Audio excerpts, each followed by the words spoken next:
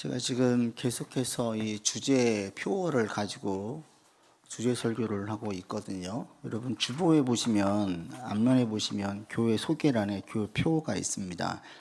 2026년 교회 표어 같이 한번 읽겠습니다. 보라, 내가 새 일을 행하리라. 다시 한번 시작.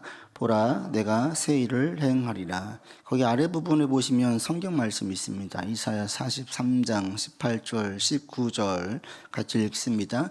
너희는 이전 일을 기억하지 말며 옛날 일을 생각하지 말라. 보라, 내가 새 일을 행하리니 이제 나타낼 것이라. 너희가 그것을 알지 못하겠느냐? 반드시 내가 광야의 길을 사막의 강을 내리니. 이 말씀은 암송하시면 좋을 것 같아요. 올 한 해 저도 또 염두에 두고 나아갈 건데 여러분도 그러시면 좋겠습니다. 한 번만 다시 읽겠습니다. 너희는 이전 일을 기억하지 말며 옛날 일을 생각하지 말라. 보라, 내가 새 일을 행하리니 이제 나타낼 것이라. 너희가 그것을 알지 못하겠느냐? 반드시 내가 광야의 길을 사막의 강을 내리니. 오늘은 이 주제 새 일을 행하리라 라는 말씀을 가지고 지난주 베드로에 대해서 같이 나눴죠. 하나님께서 베드로에게 새 일을 시작하실 때에 어떻게 하셨는지, 오늘은 두 번째 이어서 베드로에게 주신 새 일을 주실 때에 하나님이 어떻게 일을 시작하시는지를 같이 보기를 원합니다. 요한복음 21장 15절로 17절 우리 같이 읽도록 하겠습니다. 그들이 조반 먹은 후에 예수께서 시몬 베드로에게 이르시되, 요한의 아들 시몬아, 내가 이 사람들보다 나를 더 사랑하느냐 하시니, 이르되 주님 그러하나이다. 내가 주님을 사랑하는 줄 주님께서 아시나이다. 이르시되 내 어린 양을 먹이라 하시고, 또 두 번째 이르시되, 요한의 아들 시몬아, 내가 나를 사랑하느냐 하시니, 이르되 주님 그러하나이다. 내가 주님을 사랑하는 줄 주님께서 아시나이다. 이르시되 내 양을 치라 하시고, 세 번째 이르시되, 요한의 아들 시몬아, 내가 나를 사랑하느냐 하시니, 주께서 세 번째 내가 나를 사랑하느냐 하심으로 베드로가 근심하여 이르되, 주님 모든 것을 아시오매 내가 주님을 사랑하는 줄을 주님께서 아시나이다. 예수께서 이르시되, 아멘. 하나님께서 새 일을 행하신다라는 말씀을 계속 드리고 있고요. 새 일을 행할 때 첫 주에는 예전 것을 우리가 잊자. 하나님께서 새 일을 행하실 때에 예전 일을 붙잡고 가지 말라라고 말씀하셨고, 이 관점에서 설교를 드렸지요. 그래서 이전 것을 붙잡고 있으면 새 일을 행하실 때 새 일인지도 모르고 귀하게 여기지도 않고 계속해서 붙잡혀서 살게 되어진다. 그래서 때로는 이전 것을 놓고 가야 새 일을 볼 수가 있다. 그리고 지난주에는 주님께서 베드로를 부르실 때에 첫 번째 어디로 오셨느냐? 그가 무너진 자리, 그가 넘어진 자리, 거기에 오셔서 그를 회복시키시더라. 그래야 주님의 새 일을 시작할 수 있다라는 관점에서 말씀을 드렸습니다. 그리고 하나님께서 행하신 새 일은 모든 믿는 자에게 다 있다. 행위가 옳든 옳지 않든, 믿음이 좋든 좋지 않든, 과거의 삶이 어떠했든, 사회에서 어떤 평판의 소리가 있든지 상관이 없이 하나님을 믿는 자녀라면 예수를 주로 고백하는 모든 사람들에게는 하나님이 새 일을 시작하신다. 그리고 이미 시작하셨다라고 말씀을 드렸어요. 그 예로 우리 아이들 예를 들었죠. 아이가 태어나면, 여기는 유난히 더 애들이 많잖아요. 신도시다 보니까 아이들이 정말 많거든요. 근데 모든 부모가 같은 마음 아닐까요? 아이가 태어나면 아이를 위해서 새 일을 시작을 해요. 어떻게 먹이고, 어떻게 키우고, 어느 학원에 보내고, 또 점점 커나감에 따라서 아이에 대한 새 일의 계획을 부모라면 마땅히 가지지요. 그게 정상적인 부모지요.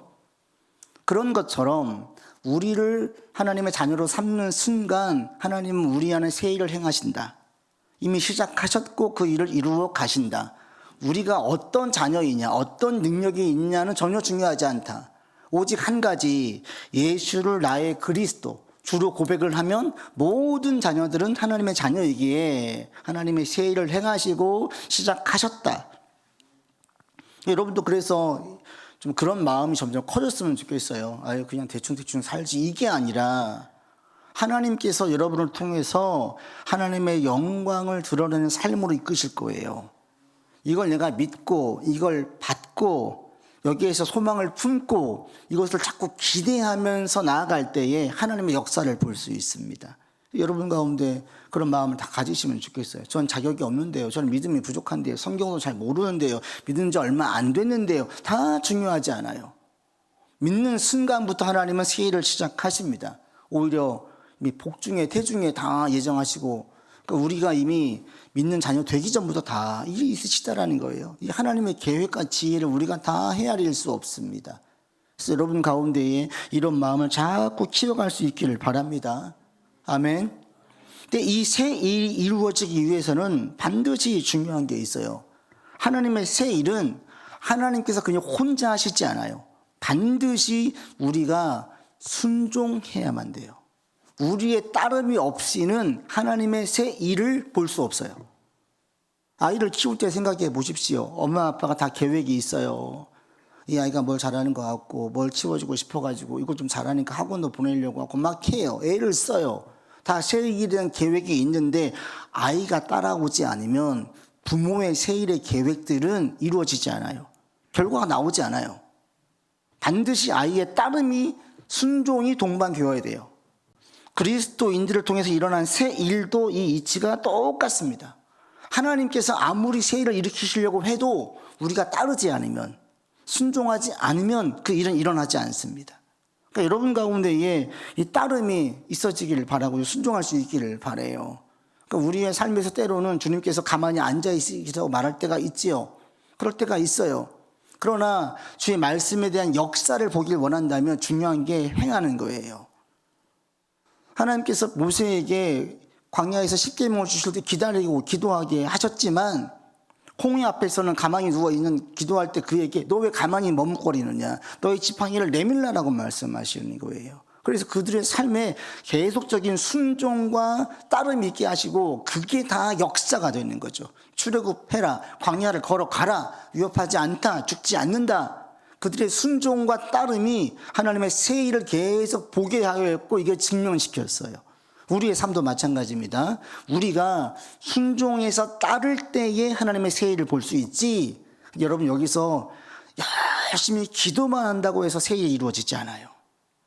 기도 당연히 필요하고 중요하지만 하나님의 역사와 일을 보기를 원한다면 여러분이 뭘 물어야 되냐면 지금 내가 할 일이 뭐지를 스스로에게 자꾸 물으세요.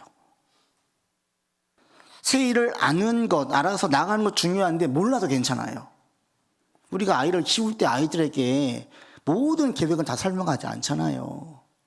이 아이가 지금 자꾸 다른 곳에 정신이 팔려 있어요. 그러면 그 얘기하지 않아요. 부모가 어떻게든 방향을 돌리려고 하죠. 새 일에 대한 계획을 아는 경우도 있지만 모르는 경우도 있어요. 우리도 마찬가지입니다. 하나님께서 우리를 통해서 새 일을 이루시는데 그 일을 우리가 아는 경우도 있는데 모르는 경우도 많아요. 그러니까 중요한 것은 새 일을 아느냐 모르느냐가 중요한 게 아니라 지금 내 삶에서 말씀에 순종해서 따르는 부분이 말씀에 순종할 게 무엇이냐 이걸 묻고 여기에 순종해서 나가기만 하면 돼요. 이렇게 1년을 채우면 26년 마쳤을 때에 하나님께서 이렇게 일을 계획하셨구나, 이런 가운데 역사를 보게 하셨구나를 깨닫게 되어져요. 그래서 우리 가운데 여러분 하나님의 새 일을 굳이 알려고 하지 마세요. 무엇이 있을까? 그냥 지금 여러분 자리에서 내가 지금 순종할 일이 무엇이냐, 말씀에 순종할 때 내가 지금 따를 일이 무엇이냐 이걸 묻고 그 일에 순종하다 보면 바로 거기에서 하나님의 역사와 새 일을 보게 되어져요. 여러분 지금 구체적으로 있으셔야 돼요. 저에게는 있죠. 분명한 목회 사명이 있고 또 가정도 있고 저 개인도 있으니까 제가 어떻게 해야 되겠다라는 분명한 방향이 있고 그걸 가지고 나아가요. 여러분도 마찬가지입니다. 말씀에 근거해서 지금 삶에서 하나님께서 원하시는 게 뭐냐 이걸 묻고 거기에 순종해서 나가다 보면 하나님께서 새 일을 이루시는 것을 볼 수 있습니다. 새 일을 이루기 위해서 가장 중요한 게 뭔지 아십니까? 가장 중요한 게 새 일을 이루기 위해서 이게 순종이고 실천이라고 그랬어요. 따르는 거였어요. 근데 순종과 따름을 위해서는 뭐가 있어야 되냐면 그리스도에 대한 사랑이 있어야 돼요. 사랑. 그래서 오늘 본문에서 예수님께서 베드로에게 3번을 물으시는 거예요. 네가 나를 사랑하느냐, 사랑하느냐, 사랑하느냐. 사랑을 묻는 것은 여기서 말씀하신 사랑은 좋아 죽겠는 사랑이 아니에요. 감정적인 사랑이 아니에요. 여기서의 사랑을 다른 말로 이야기하면 나를 귀하게 여기느냐 이 말이에요. 그 사랑 속에는 우리가 감동도 있지만 사실 사랑은 가치 있고 귀하게 여기는 거잖아요. 주님께서 지금 말씀하시는 게 바로 이거고, 이 사랑이 우리로 하여금 순종하고 따르게 만들어요. 자녀들이 부모의 말을 왜 듣습니까? 부모의 말을 귀하게 여기니까 듣는 거예요. 옆에 있는 친구들, 옆에 있는 어른들이 아무리 나를 사랑해도 그분들이 나를 먹여주지 않잖아요. 나를 재워주지 않잖아요. 내가 아플 때 병원 데리고 가지 않잖아요. 알아요, 애들도. 그러니까 부모가 가장 귀한 거예요. 그래서 부모의 말을 듣는 거죠. 하나님이, 예수님이 내게 가장 귀한 분으로 고백을 드릴 때에 그때 순종과 따름이 있습니다. 왜? 순종은, 따름은 우리의 본능을 거스르거든요. 본능을 거스르려고 할 때에 이것은 우리의 노력과 수고가, 희생이, 불편함이 동반되어져요. 애들도 다 자기가 하고 싶은 대로 하려고 해요. 그러나 부모가 시키죠. 양치하고 자라, 가라, 입어라, 씻어라. 왜 그래요? 아이를 위해서 하지 않으면 타협합니까? 아니죠. 그래, 양치하기 싫으면 그냥 매일 재워보세요. 큰일 나는 거 다 알아요. 절대 그렇게 하지 않지요. 본능은 그냥 자고 싶어요. 졸리면 안 씻고 싶어요. 우리의 삶도 마찬가지입니다. 육신을 가진 우리, 세상에 섞여 사는 우리는 본능은 다 자기에 빠져 있어요. 내 편한 대로, 내 이기적으로, 내 중심으로 살고 싶어요. 그리고 세상에선 자꾸 사람들의 그 인격과 개인주의를 강조하다 보니까 자존심만 세졌어요. 때로는 우리의 삶에 무시당하는 경험도 좀 필요하다고 봅니다. 그게 우리 신앙에 유익을 주는데, 우린 너무나 자존심과 자기 의의가 세져가지고 내 의견이 거절당하고 내가 꺾이고 내가 어디서 무시당하면 못 견디하려고 해요. 거기서 분노를 내고 그렇게 마치 옳은 의처럼 이야기를 해요. 아니에요. 이거 다 우리의 본능이죠. 자기 애죠. 이게 우리가 죽어야 되는데 안 죽거든요, 잘. 지금 사회는 오히려 자기 애를 더 조장해요. 자기 스스로에 대해서. 이건 복음적이지 않습니다. 근데 이것을 거슬러 올라가려고 할 때 우리에게 뭐가 필요하냐면 이 귀한 거예요. 예수님이 귀하냐? 사랑하신, 네가 정말 사랑하냐? 하나님의 새 일을 행하려고 할 때 순종을 하려면 예수님을 사랑해야 돼요. 귀히 여겨야 돼요. 여러분, 베드로에게 오늘 예수님께서 물으시고 답하게 하신 것처럼 우리에게도 물으십니다. 너 나 사랑하니? 여러분 뭐라고 대답하시겠어요? 주님 사랑합니다. 여기 예배 드리면 다 그런 고백 아닐까요? 주님 사랑합니다. 말씀하시겠죠. 여러분 홀로 있을 때 가끔 그렇게 고백을 하세요. 오늘 마지막 찬양한 것처럼 주님 사랑합니다. 고백하세요. 전 자주 해요. 너무 고맙고 너무 감사하고 사람들을 알고 세상을 알수록 주님이 가장 귀한 분이기 때문에 혼자 갈 때 많이 이야기해요. 주님 감사합니다. 사랑합니다. 수시로 합니다. 여러분에게 이런 고백이 수시로 있어지기를 바랍니다. 그런데 주님의 이 고백은 사랑으로만 끝나지 않습니다. 여러분 15절과 17절 지난주에 이야기할 때 하나의 차이가 있다고 이야기했죠. 15절에서는 주님께서 네가 나를 아가페 하느냐라고 물으니까 베드로는 제가 주님 필레오 합니다. 또 주님께서 네가 나를 아가페 하느냐라고 하니까 제자 베드로가 제가 주님을 필레오 합니다. 그러자 세 번째 주님께서 내려오시죠. 그럼 네가 나를 필레오 하느냐? 가장 희생적인 사랑이 아닌 우정의 사랑이 있느냐라고 물으시니까 베드로가 이야기를 해요. 주님께서 관심은 어디에 있습니까? 그를 회복시키시는 데 있어요. 그리고 베드로는 더 이상 빈말이나 자신에 차서 말을 못해요. 부인하기 전이었다면 그럼요 제가 주님 아가페하지요 라고 자신 있게 얘기했을 텐데 얘기를 못해요. 왜? 자기 스스로에게 자기가 실망을 한 거예요.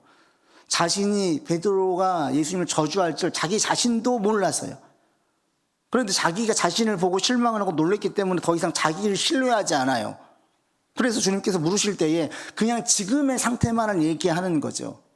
제가 주님을 아가페 하는지 모르겠는데 여기 있는 6명의 동료보다는 더 사랑합니다. 더 귀하게 여깁니다. 이게 베드로의 고백이에요. 그래서 주님께서 거기로 내려오시는 거죠. 더 큰 사랑을 요구하시는 것이 아니라 그 진실을 받으시는 거예요.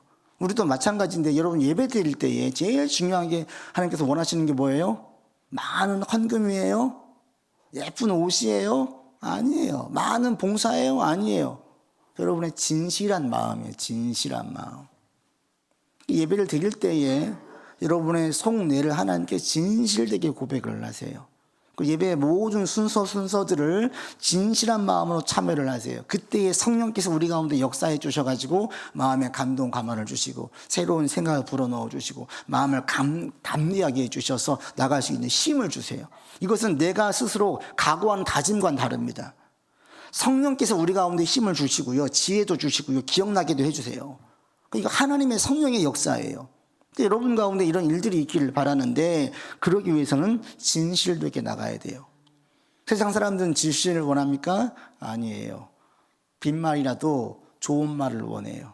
연인이 부부 둘이 서로 사랑할 때 그러죠. 나 사랑해? 얼마큼 사랑해? 유치한 질문 막 하죠. 얼마큼 사랑해? 마늘만큼 땅만큼 나를 위해 당신 죽을 수가 있어. 어디까지 희생할 수 있어. 그럴 때 그러죠. 죽을 수도 있다고 얘기하죠. 근데 그 중에 한 사람이 그건 좀 생각을 해봐야 되겠다. 내가 얼마나 너를 사랑하는지 잘 모르겠다. 죽을 수 있을까? 그건 모르겠다. 라고 얘기하면 뭐라 그래요? 아유, 고지식하고 융통성도 없고 그렇게 여기서 말도 못하고 이렇게 오히려 핀잔을 받아요. 이게 세상이에요. 세상은 진실이 아니라 내가 특히 좋아하는 말을 원하죠. 그러나 하나님은 우리 가운데에 진실을 원하죠. 진실된 마음을. 여러분 주님 앞에 나아올 때는 얼마나 편해요. 제가 아이들을 참 좋아하는데 가장 참 좋아하는 왜 그런가 보면은 아이들 앞에서는 제가 무장해제가 되기 때문인 것 같아요. 어른들은 예의를 찾아야 돼요. 말도 조심해야 돼요. 행동도 오해 살 수 있으니까 조심해야 돼요. 근데 애들 앞에서는 그냥 다 해제가 돼요. 그래서 보면 애들 앞에 있는 어른들을 보세요. 같이 애가 되잖아요. 예. 전에 있던 장로님께서 근엄하신 분이신데 깜짝 놀란 게 손녀 앞에서 재롱을 떨어요. 애를 웃기게 하려고. 그걸 보고 싶어가지고 같이 애처럼 되시는 거예요. 다 무장해제가 돼요. 하나님께서 우리에게 원하시는 게 그거예요. 주님께 나올 때 우리의 지금 생각 그대로, 감정 그대로 진실되게 나아오기를 원하시고 그것을 받으세요. 얼마나 사랑하느냐, 이거 내가 정말 갈 수 있느냐, 이것보다 더 중요한 게 첫 번째가 바로 이거예요. 그러나 이 아가페와 필레오 차이 말고 또 한 가지 차이가 있습니다. 여러분 15절 다시 읽겠습니다. 그들이 조반 먹은 후에 예수께서 시몬 베드로에게 이르시되 요한의 아들 시몬아 내가 이 사람들보다 나를 더 사랑하느냐 하시니 이르되 주님 그러하나이다. 내가 주님을 사랑하는 줄 주님께서 아시나이다. 이르시되 16절에 보시면요, 요한의 아들 시몬아 내가 나를 사랑하느냐. 17절에 보시면 요한의 아들 시몬아 내가 나를 사랑하느냐. 15절과 차이가 있어요. 무슨 차이가 있습니까? 15절에서는 비교해요. 이 사람들보다 너와 함께 있었던 밤새 고기를 한 마리도 못 잡았던 동료들보다 나를 더 사랑하느냐라고 비교하세요. 여기에 대한 고백을 받은 다음에 16절과 17절에서 그에게 직접적으로 다시 한번 물으시는 거죠. 사랑하느냐, 사랑하느냐. 이렇게 세 번 고백하게 함으로 베드로가 과거에 저주했던 것을 씻게 하시고 회복시키시지요. 동시에 제일 첫 번째 묻는 게 뭐냐면 이 사람들보다 나를 더 사랑하느냐. 주님께서 우리에게 요구하신 사랑, 귀함은요 뭐냐면 너 나를 가장 사랑해? 나를 가장 귀하게 여겨? 그냥 귀한 정도로 만족하지 않습니다. 주님이 우리에게 요구하시는 귀함과 사랑은 그 무엇보다도 첫 번째가 되는 거예요. 무엇보다도 우선에 두는 사랑을 원하시는 거예요. 이것이 우리 가운데 주님께서 요구하시는 거예요. 근데 이것은 한 번에 끝나는 게 아니라 이미 예수님 공생의 기간 동안에 여러 번 말씀하셨어요. 여러분 가장 귀히 여기느냐 뭐라고 말씀하십니까? 내가 너희에게 화평을 주러 온 게 아니다. 난 검을 주러 왔다. 그러면서 하시는 말씀이 아버지와 딸이 어머니와 며느리가 쭉 이 집안의 원수가 된다. 그러면서 하시는 말씀이 아버지나 어머니를 나보다 더 사랑하는 자는 내게 합당하지 아니하고 아들이나 딸을 나보다 더 사랑하는 자도 내게 합당치 않다. 부모보다 더 나를 사랑해야 되고 자녀보다 나를 더 사랑해야 되고 내가 사랑하는 그 무엇보다도 가장 사랑해야 된다는 거예요. 이게 주님께서 말씀하신 거예요. 한 사람이 두 주인을 섬기지 못한다. 네가 하나님과 재물을 겸하여 섬기지 못할 것이다. 첫 번째는 분명히 정해놓고 가라 이거예요. 돈도 하는데 하나님이 첫 번째냐 돈이 첫 번째냐 분명하게 가지고 있어야 된다는 거예요. 네 마음을 다하고 목숨을 다하고 뜻을 다하고 힘을 다하여서 하나님을 사랑해라. 그냥 사랑해요 이게 아니라 내 온 힘을 다해서 내 온 존재로 전부 다 하나님을 사랑해야 된다는 거예요. 첫 번째로 이렇게 된다는 거예요. 제자들에게 말씀하실 때 나를 따라오려거든 자기를 부인하고 자기 십자가를 지고 나를 따를 것이다. 자기 생명을 구하고자 하는 자는 잃을 것이다. 나를 위해 자기 생명을 잃는 자는 찾는다. 목숨도 내어놓을 목숨도. 내 목숨보다도 주님을 더 사랑해야 된다는 거예요. 주님이 요구하신 사랑은 여기까지 가기를 원하세요. 지금 베드로가 그 사랑에 있지 않지만 주님께서 원하신 사랑의 요구는 이거였고 나중에 베드로가 깨달아가는 거죠. 주님께서 우리에게 계속 물으십니다. 여러분 삶에서 중간중간 물으실 거예요. 너 나 사랑하니? 얼만큼 사랑하니? 나는 너에게 어떤 존재니? 얼마나 가치 있니? 우리는 이게 계속 왜 질문을 받냐면 나이별로 우리가 귀하게 여기는 게 달라요. 태어난 아이들은 본능이죠. 아이에게 가장 중요한 게 뭐예요? 먹는 거예요. 먹는 게 없으면 애들은 울죠. 이게 본능이에요. 그 다음에 그 아이들에게 가장 중요한 분은 대상은 부모예요. 부모. 조금 더 크면 10대가 되면 친구가 제일 중요해요. 20대가 되면 대학, 취업, 연인, 30대가 되어지면 직장, 결혼생활, 40대, 50대가 되어지면 이제 자녀가 귀하고 돈이 귀하죠. 집 사야 되고 차 사야 되고 돈이 더 커져요. 60대 이후가 되면 다 똑같아져요. 뭐예요? 건강이에요. 여기저기 아프거든요. 우리가 살면서 가치 있게 여기는 게 달라요. 그때마다. 이 문제가 해결됐어요. 그리고 하나님이 가장 중요해. 또 다른 문제가 스멀스멀 올라와요. 그리고 일시적으로 우리 가운데 확 우선순위가 올라오는 게 있어요. 내가 어떤 운동에 빠졌어요. 골프에 빠지면 그렇게 정신 못 차린다고 하던데 골프에 빠졌어요. 그럼 어떻게 돼요? 밤새 골프만 생각이 나고요. 영상도 그것만 봐요. 어떻게 하면 잘 칠까만 생각을 해요. 어느 순간 내 1순위가 골프가 되어 있어요. 자녀도 내려가 다 내려가 골프가 1순위 올라가 있어요. 한 예로 골프만이 아니라 우리 가운데 이런 게 아주 자주 빈번하게 있습니다. 그때의 우선순위를 정해놓지 않으면 신앙이 미끄러지는 거예요. 우리가 시간 들이고 마음 들이고 내 정성과 정신이 쏟아져 있으면 그게 어느 순간 일시적으로 1순위로 올라가요. 이걸 내려놔야 되는 거예요. 첫 번째가 뭐냐? 계속 하나님으로 고백하라는 거예요. 주님은 우리 가운데 중간중간에 계속 물으십니다. 여러분 요즘 어디에 정신이 팔려 있으세요? 그게 지금 말씀도 위배되어지고 말씀도 어긋난 것인데 신경 안 쓰고 그냥 막 달려가고 있지는 않습니까? 빨리 브레이크를 걸어야 돼요. 아닌 거예요. 그게 우리 인생을 망치게 하고 나중에 아주 두고두고 후회하게 됩니다. 그러니까 우리에게 정말 중간중간 물으시는 게 주님 사랑합니다. 얼마나 사랑하냐? 찬송가 가사처럼 주님보다 귀한 것 없습니다. 여러분 가운데 이런 고백이 나오기를 바랍니다. 저는 이런 고백이 있어요. 우리에게 이런 고백이 모두 있기를 원하고요. 여러분 세상을 알면 사람들을 알면 이런 고백이 더 나오게 되어져요. 주님을 알면 알수록 주님에 대한 그 귀함과 사랑이 더 고백될 수밖에 없습니다. 여러분들에게 이런 고백이 있기를 바랍니다. 주님께서 우리에게 물으시는 게 뭐냐면 새 일을 주셨어. 이미 주셨는데 너 그 일을 얼마나 할 수 있냐? 너 재능이 어떻게 되냐? 이거 묻지 않으세요. 제일 첫 번째 물으시는 것은 너 나 사랑하니? 얼마나 사랑하니? 유치하게 묻는 연인들이 묻는 것처럼 얼마나 사랑하니? 주님께서 요구하시는 사랑은 가장 많은 가장 큰 사랑이에요. 새 일을 시작할 때 베드로에게 주님께서 이걸 물으세요. 왜? 이 사랑이 곧 능력이기 때문에 그렇습니다. 이게 능력이에요. 우리는 어떤 능력을 구하죠. 하나님 은사도 주시고 힘도 주시고 지혜도 주시고.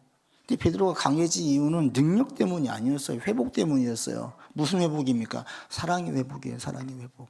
주님은 귀합니다. 이 친구들보다 훨씬 귀합니다. 제가 목숨까지는 아직 모르겠지만 귀합니다. 이 사랑의 고백이에요. 이 고백이 어디까지 가게 만듭니까? 순교까지 가게 만들어요. 이 고백이 자기의 주어진 사도의 사명을 완주하게 만들어요. 요한복음 21장의 베드로와 사도행전의 베드로는 완전히 달라요. 완전 딴 사람이에요. 무엇이 그렇게 만들었을까? 그리스도의 사랑이에요. 그러면 처음 믿을 때부터 목숨까지 내어 놓았느냐? 아니었죠. 베드로의 사랑은 필레오의 사랑이었지 아가페의 사랑이 아니었어요. 자신이 없었어요. 그런데 분명한 사실은 주님이 가장 귀합니다. 이건 분명히 있어요. 어떤 문제가 있을 때 저울질할 때 이것보단 주님이 더 귀하죠. 선택의 기로에 있을 때 말씀에 위배되는 상황이 왔어요. 큰 돈을 벌 수 있어요. 이거냐 아니냐 할 때 주님이 가장 귀합니다. 순간순간 이걸 계속 쌓아가자. 이것이 순교까지 가게 만든 거예요. 베드로가 처음부터 다시 믿을 때 그래 내가 죽으리라 이런 마음 아니었어요. 순교하겠다 이거 아니었어요. 그럼 몰라요. 자기는 모르는 거예요. 그러나 분명한 사실은 주님이 가장 귀합니다. 이 고백과 이 순종이 그로 하여금 나아가게 만들었어요. 그래서 이 베드로에게는 담대함이 있었죠. 이전에는 여종 앞에서 자기 살겠다고 부인하고 심지어 저주까지 하면서 모른다고 했던 베드로가 사내들은 공의회 가장 그 당시 하이 클래스에 있는 사람들 앞에서 두려워 떨지 않아요. 위축되지 않아요. 담대함이 있어요. 그게 어떻게 생겼습니까? 이 고백이에요. 여러분에게도 주님께서 묻습니다. 너 나 사랑하냐? 얼마나 사랑하냐? 그때 주님 여러분 믿음의 고백으로 그렇게 나가면 좋겠어요. 지금 내가 가장 사랑하는 것, 가장 귀하게 여기는 것, 그것보다 주님을 위에 둬야 돼요. 고백을 해도 삶에서 무너질 때가 한두 번이 아닌데 이런 고백도 없이 생각도 없이 살다 보면 그냥 무너집니다. 여러분 가운데 이런 고백이 있기를 바랍니다. 지금 우리에게 원하시는 것은 그래 순교해라 아니에요. 그냥 이 진실한 고백이에요. 무엇보다도 누구보다도 주님을 첫 번째 사랑합니다. 여기까지 여러분 올라갈 수 있기를 바랍니다. 이 부분을 묵상하면 기억나는 사건이 있는데 제가 이제 안수 받기 위해서 우리 목사 고시를 치르는데 마지막이 면접이에요. 그러면 은퇴를 앞둔 목사님들께서 한 명씩 물어봐요. 한 3분 정도 그때도 앉아서 감독관처럼 저희 면접관처럼 물어보셨는데 그때 한 분이 저에게 물어보시는 거예요. 자네는 예수님을 위해서 순교할 수 있겠나? 제가 그 질문을 받고 살짝 당황했어요. 한 번도 그런 질문을 받아본 적도 없고 상황이 그런 것들을 요구해 본 적도 없거든요. 근데 그 당시에 그 60대 후반의 목사님들은 그런 경험들을 많이 했죠. 제 은사 목사님도 예수님 믿고 신학을 해가지고 집에서 호적에서 파냈어요. 이런 자식은 우리 자식 아니다 하고 집에서 빼냈대요. 그 당시에는 신학을 하고 말씀을 증거하려면 진짜 목숨을 걸어야 됐어요. 그분들이 신학을 할 때에는 굶기를 각오해야만 했어요. 근데 우리 때 신학교 갈 때에는 너무나 상황이 좋아져가지고 그럴 필요가 없었어요. 그런 요구도 안 받았어요. 제가 복음 믿고 예수님을 증거하는 것 때문에 생명의 위협을 느껴본 적이 없어요. 누구한테 무시를 당해본 적도 없어요. 그분들은 예수 믿는 것 때문에 엄청난 차별을 받았어요. 무시를 당했어요. 그러다 보니까 계속 그런 상황이 오는 거예요. 이거 내가 예수 믿고 신학교 가면 집에서 쫓겨났는데 그러다가 가야 되나? 갈등이 안 되겠습니까? 예수 믿고 나갈 때 내가 큰 돈을 못 벌 수도 있는데 괜찮을까? 예수 믿으면 주위 친구들 떠나가는데 사회적 이런 욕을 먹고 있는데 오해하고 있는데 계속 고민되는 거예요. 그러니까 그분들에게는 순교라는 게 마음에 있는데 저에게는 그게 없었어요. 시대 상황 가운데 한 번도 그런 요구를 받아본 적이 없기 때문에 그 질문을 받을 때 당황했어요. 아까 제가 생각을 하고 말씀을 드렸어요.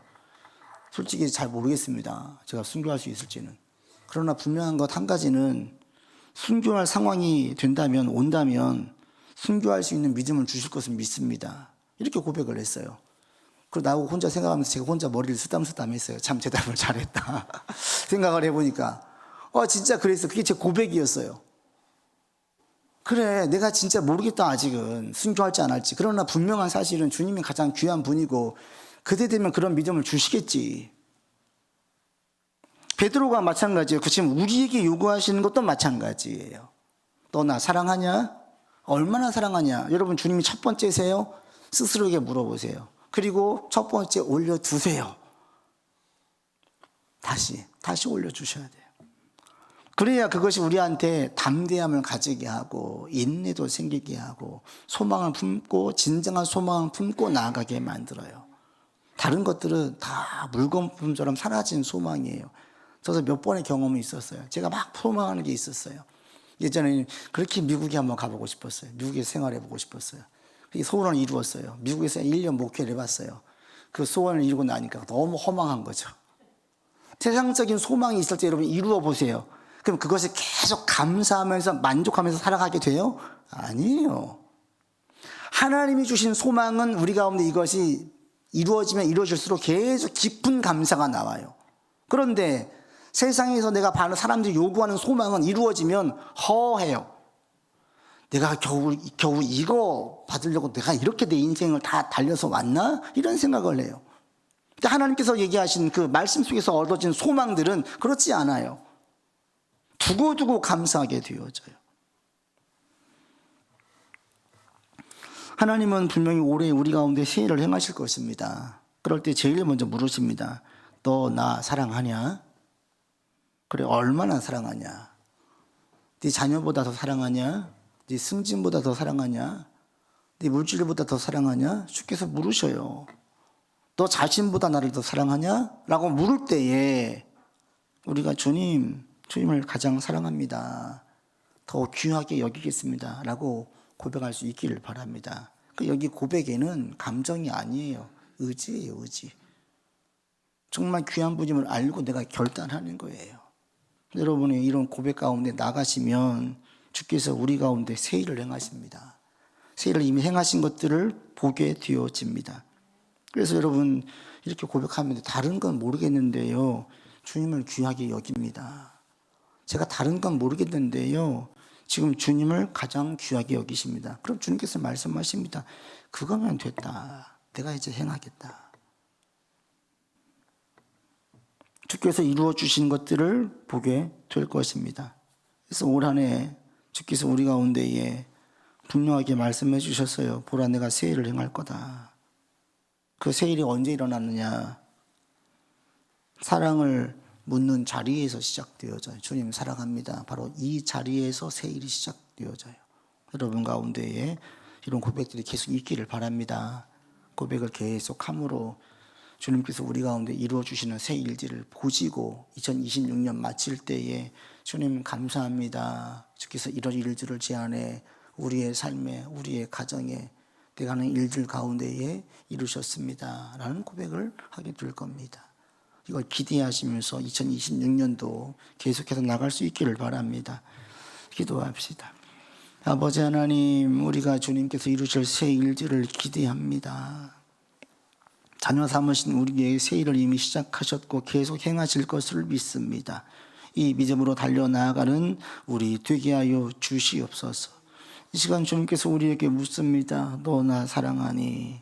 얼마나 사랑하니? 물을 때에 주님을 가장 사랑합니다. 가장 귀히 여깁니다. 라고 고백하면서 나가는 마음을 주시고 이 마음을 계속 가지고 순간순간마다 이런 가운데에 나아갈 수 있게 역사하여 주시옵소서. 지금까지 그렇지 못했어도 주께서는 우리를 버리지 않으셨습니다. 우리를 붙잡으셨습니다. 때로는 우리가 죄에 빠질 때도 있었고 허덕일 때도 있었고 암흑 가운데 있을 때도 있었습니다. 그럼에도 주님께서 우리를 버리지 않고 붙잡아 주셔서 여기까지 오게 하셨습니다. 이제 이 고백을 드리며 나가는 모든 성도의 고백을 받으시고 아버지 이루실 새 일들을 함께 이루어가는 역사가 있게 하여 주시옵소서. 우리 구주 예수 그리스도 이름으로 기도드립니다. 아멘.